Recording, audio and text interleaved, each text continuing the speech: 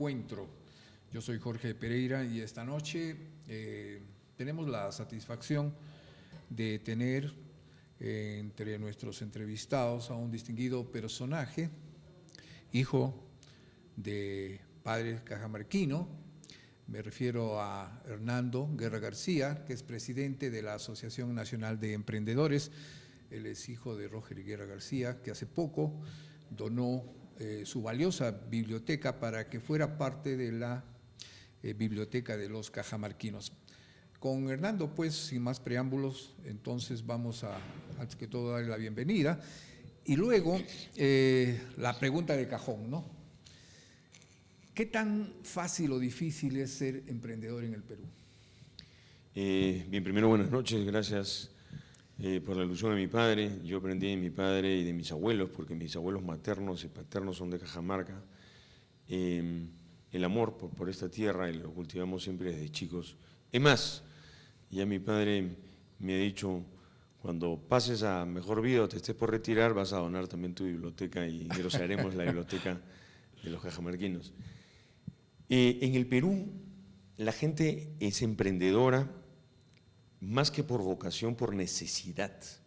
La gente ha sido empujada a emprender porque tenemos un Estado que no nos ha ayudado. Es el recurso que le llamamos. Exactamente. Entonces, somos del rey del recurseo, ¿no? Del mil oficios hemos pasado a emprender.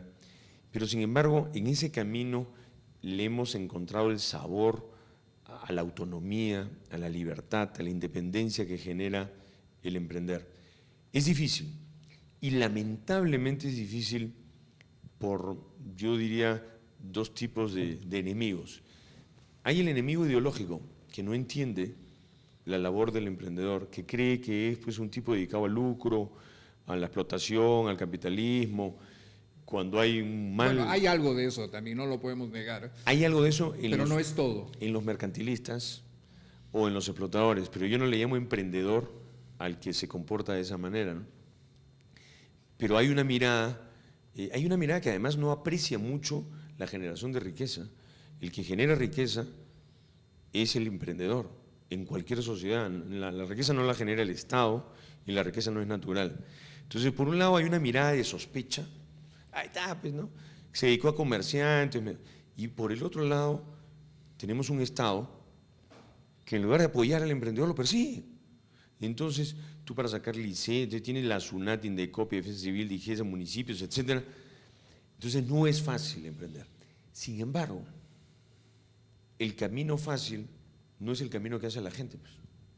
Claro, además en Estados Unidos, por ejemplo, con $50, tú puedes formar una empresa. Exacto. Y de inmediato estás ya en la actividad, ¿no? Sin embargo, aquí en el Perú hay una serie de trapisondas, de trabas burocráticas. Es más, parece ser que al emprendedor, aquel que quiere formar una empresa, lo castigan de una manera tal, de un modo tan cruel, como si, digamos, estuviera cometiendo un delito, y cada vez son mayores y mayores los obstáculos que encuentra el emprendedor. Por eso la formalización es un camino cuesta arriba, ¿no? No es tan fácil formalizarse aquí en el Perú. ¿A qué se debe esa mentalidad? A que hemos creído siempre que es el Estado el que tiene que hacer las cosas. Y nuestros gobernantes quieren eso. Entonces, lo que quieren es que tú les des tus recursos, quieren inmediatamente sacarte, sangrarte. Ni siquiera esperan a que crezcas para irte a chupar la sangre. Porque el que se encarame en el Estado, el político clásico, necesita esos recursos para disque hacer sus obras. Entonces, lo que no entiende es que con eso lo que está produciendo es que la gente no quiera formalizarse o le tenga temor, porque dice, caray, a mí me persiguen desde el comienzo y yo lo único que hice fue querer ser mejor. El emprendedor no le ha pedido chamba a nadie, no ha salido a tirar piedras, no ha bloqueado ninguna carretera, no se ha vuelto un delincuente, no se ha vuelto un subversivo, optó por su independencia y autonomía y en lugar de felicitarlo, el Estado lo busca porque sabe que es el que genera recursos. Y los gobernantes que hemos tenido quieren el recurso para disque hacer obras, pues. Ahora, o para quedárselo en el bolsillo, ¿no? Lo que yo noto es, por ejemplo, por el hecho de que los grandes empresarios están organizados, asociados, ellos tienen una claque, tienen una gran influencia sobre los organismos del Estado, y cuando se mezclan los negocios con el gobierno, de inmediatamente salta la pus de la corrupción, ¿no? Es clásico. Gran negocio más gobierno igual corrupción. Eso lo hemos visto y lo seguimos viendo aquí en el Perú. Y como tienen la asociación, están asociados, organizados con FIEP, Sociedad Nacional de Industrias, etcétera, etcétera, etcétera, inclusive consiguen los mejores intereses en la banca, ¿no? Les dan unos intereses pues bajísimos. Pero la situación es totalmente lo contrario con el micro, el pequeño empresario. A ellos sí los penalizan. Si quieren un préstamo bancario, les cuesta el doble o el triple de lo que normalmente paga una empresa grande, ¿no? ¿Y por qué? Porque no están organizados, porque no tienen influencia en el Estado, porque están dispersos. Divide y vencerás. Entonces, creo que ya se hace necesaria una asociación de pequeños, de empresarios, que se organicen como los grandazos y que también presionen al Estado para que les den mejores intereses bancarios, prebendas, excepciones tributarias, etcétera, como disfrutan los grandazos. Entonces, ahí está el problema, no hay organización, pues, y se necesita ya esa organización para que puedan ellos influenciar políticamente también. Es cierto. Cuando un Estado se organiza de manera engorrosa, se complica, hace leyes, lo hace el Estado-gobierno, yo le llamo el Estado-gobierno, cuando tú te haces difícil va a tener que venir alguien a negociar contigo. Entonces viene el grandazo que tiene capacidades y posibilidades y negociará contigo. Pero quien ha generado esto, ojo, es el Estado. No necesariamente son los empresarios. El empresario, yo creo que el corruptor y el corrupto, digamos, se intercambian roles, ¿no? Siempre. No siempre el Estado, no siempre los grandes empresarios. Sin embargo, hay que entender que si tuviésemos un Estado, uno llega al gobierno y dice, bueno, vamos a simplificar esto, vamos a transparentar para que se evite esto. Entonces, cuando no se evita, es porque también se ha metido. Pero bueno, no vamos a absolver a uno y acusar al otro. En eso estoy de acuerdo, pero hay que dirigir nuestra mirada sobre que tenemos que tener un Estado-gobierno más simple, que nos complique menos. Porque pero hay una paradoja, sí. Nano, porque por otro lado, cada vez más dentro de la concepción clásica del neoliberalismo, estamos debilitando cada vez más el Estado, haciéndolo más pequeño, más pequeño, más pequeño, y luego nos quejamos de que no hay presencia del Estado en tal lugar, que no hay presencia del Estado en el BRAE, que no hay presencia del Estado en Bagua, etcétera, etcétera. Entonces, yo creo que necesitamos un Estado que realmente lo único que tiene que ser es ser un árbitro, pero un árbitro imparcial, ¿no? El problema es que el Estado no es árbitro, pues, siempre está al favor de quien lo aceita, ¿no? Porque se metió ahí alguien que quiere que lo aceiten. Y mira otra cosa, por ejemplo, esa es la complicación. Entonces, en Estados Unidos, cuando el asunto de la crisis financiera, hipotecaria, de la burbuja que explotó, la tesis clásica del neoliberalismo es que el Estado no debe intervenir en la economía, ¿no? Pero ahí se intervino. Pero intervino. Claro. ¿Por qué? Intervino para salvar precisamente a aquellos empresarios que habían causado la crisis económica. Ahí sí aceptan la ayuda, la intervención del Estado. Entonces, hay un tanto de ahí se contradecimos ¿no esas tesis. Yo creo que sí, pero yo no le llamo empresarios a ellos. Y mucha gente de la banca de ese tipo no merece ese nombre de empresarios. Para mí, empresario, emprendedor es lo mismo y tiene una connotación moral y ética. Es aquel que intercambia valor por valor y no le exige a otros. Yo creo que eso se presenta más quizás en la pequeña y microempresa. Yo no le llamo pequeño y microempresario, sino pequeña y microempresa. Sin embargo, yo no encuentro tampoco una diferencia entre el que emprende y crece. Yo admiro mucho a los que emprendieron y crecieron. Sí creo, partiendo de lo primero que dijiste, sí creo que es necesario que la pequeña y mediana empresa comience a defenderse. Creo que a organizarse. Creo que no es justo que se le dé licencias y facilidades a la gran empresa y no a la pequeña. Creo que se le deben dar a las dos por igual. No creo que a la gran no se le debe dar, pero no es justo que se le… Y tiene que organizarse la pequeña, el emprendedor de la pequeña y microempresa para eso, pero también para defendernos cuando alguien no nos deja emprender. Cuando hay marchas todo el tiempo y se cierran nuestros negocios, también se nos está afectando. Y los emprendedores tenemos que organizarnos para ello, porque uno puede protestar por lo que quiere, pero lo que uno no puede hacer es hacer que la gente cierre sus negocios y no pueda vivir y no pueda salir adelante. Porque si yo en nombre de cualquier libertad coacto la libertad de otro, ya mis principios acabaron. Yo puedo defender lo que quiero. Y eso es algo que ha sucedido aquí en Cajamarca.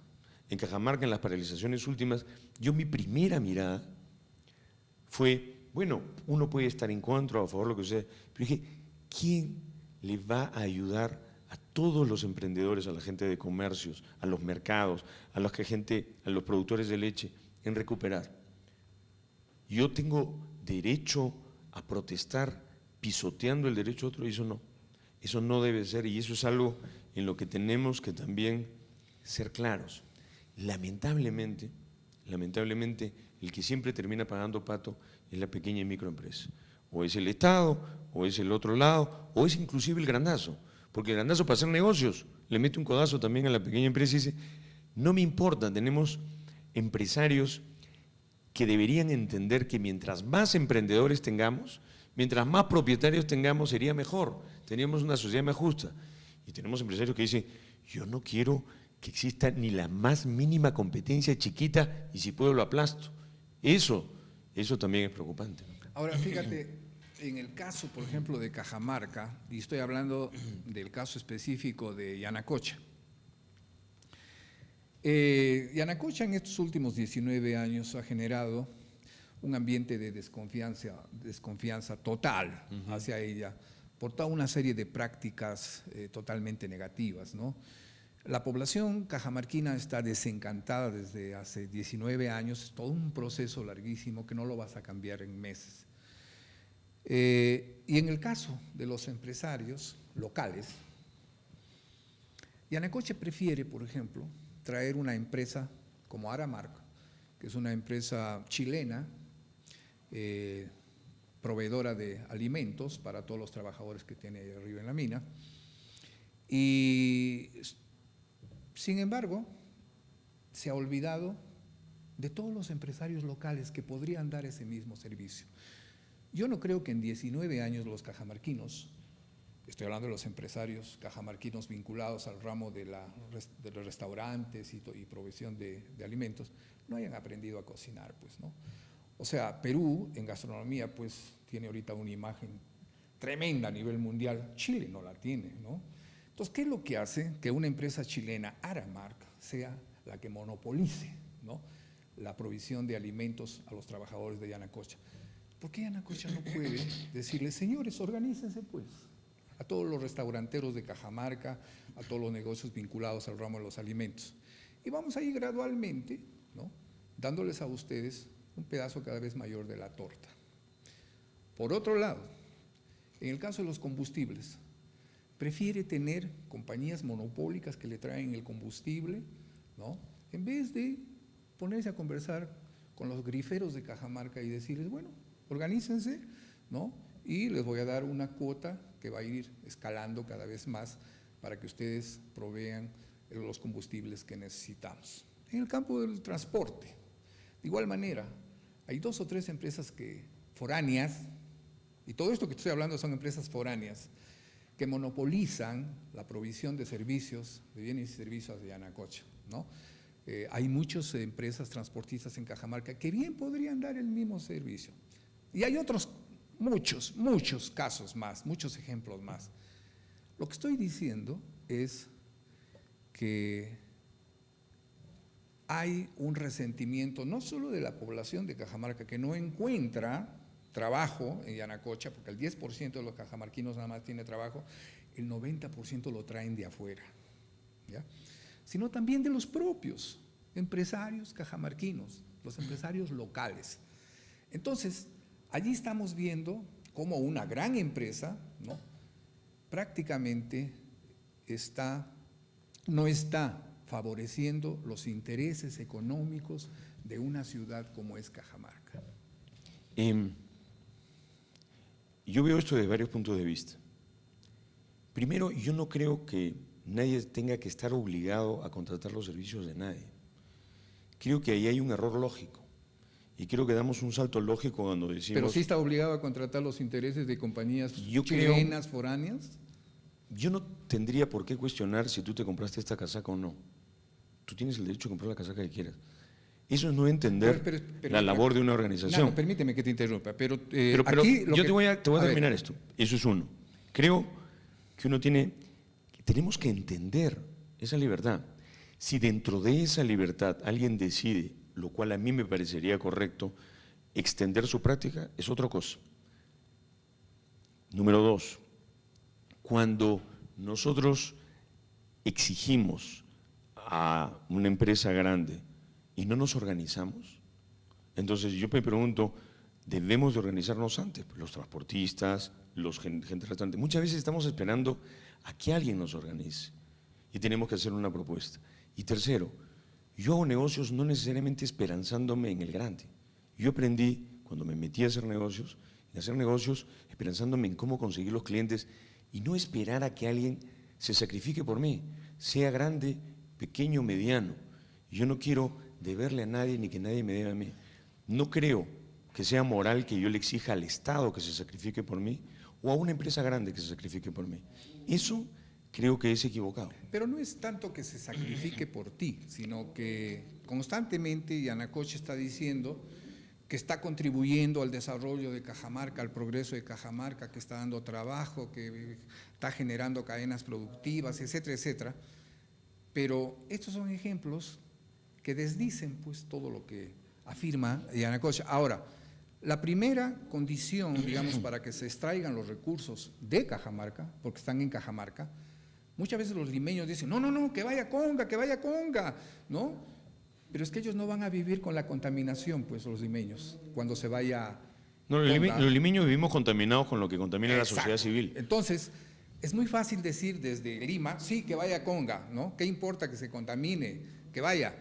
Pero nosotros somos los que vamos a vivir durante muchos años con esos pasivos ambientales, con esos relaves ambientales, etcétera. Pero creo que la primera condición es beneficiar a la región de donde se extrae esos bienes que Dios y la naturaleza lo pusieron aquí. Porque si no va a servir a la población cajamarquina, no va a servir a los empresarios cajamarquinos, al conjunto de la sociedad cajamarquina, y va a servir tan solo a empresarios, ¿no?, agentes foráneos, extranjeros, ¿para qué diablos entonces tenemos esto, no? Yo no creo que uno tenga derecho a una riqueza porque nació en un lado. Y no creo que si alguien es empresario, foráneo, extranjero, tenga que ser descalificado con ello. Creo que tampoco es correcto pensar así. Creo que las empresas grandes, la minería, debiera invertir. Yo creo en la inversión creo que además en algunos casos lo hacen de manera seria. Pero creo que decirle a alguien, tú mereces algo porque naciste en este territorio que tiene esta riqueza, es hacer creer a la gente que uno no tiene que producir nada. Y eso es lo que nos ha hecho mal. Es que el asunto no es no hay riquezas naturales. No estamos diciendo que no vamos a producir. Precisamente las empresas cajamarquinas, los empresarios cajamarquinos van a producir, van a mejorar la calidad de sus servicios si es que les dan la oportunidad. Tenemos una especie, a mí me encantaría, en esta que considero que es mi tierra, encontrar las cosas más allá de Conga, más allá de Yanacocha, sentarnos a preguntarnos cuál va a ser la ciencia, la tecnología, la educación. Muchas de las discusiones que las hacemos en una ciudad donde nos preguntamos por qué no venderle a Yanacocha. Entonces tenemos una especie de relación de amor-odio impresionante, porque no la queremos, pero sí queremos hacer negocios con ella. Pero es que precisamente por lo que no hace negocios que no la queremos, o sea… Está bien, pero yo no espero a que la gente me dé, y creo que la moral emprendedora es esa. Y lo que tenemos que hacer es mirar más allá de Yanacocha. Pero el Yanacocha mercado, tu mercado como emprendedor. terminará Conga. ¿De qué te sirve ser emprendedor si no vas a tener mercado? Lo crearé. Los emprendedores siempre han creado mercado. No había mercado para las laptops hasta que alguien la hizo. No había mercado para Xerox hasta que alguien lo hizo. Crearemos siempre mercado. Cuando yo le hago creer a la gente de que lo que se trata es que te den una parte de un territorio en el que naciste, estoy equivocándome. Estoy haciéndole creer además que la riqueza es el recurso. La riqueza está acá. Acá es donde hay que invertir. Y hay que invertir en haciéndole ver a la gente que emprenda. Tenemos que formar gente con una mirada que vaya más allá del odio, el resentimiento, el fastidio, el conga sí, conga no. Tenemos necesidad de dirigentes que nos hagan ver más allá del horizonte. Yo quisiera escuchar la propuesta de cajamarquinos que me dicen, esto es lo que vamos a hacer por Cajamarca. Estamos años, sí, no, y eso ha producido un distanciamiento. El vecino se ha peleado con el otro. Reconciliémonos y miremos adelante, miremos mucho más allá de Conga y que Yanacocha. Permíteme ir a una ligera pausa comercial y seguimos hablando con Naro Guerra García, precisamente sobre estos puntos que son tan importantes de esclarecer y que tienen que ver con el desarrollo, el progreso de Cajamarca. Ya regresamos.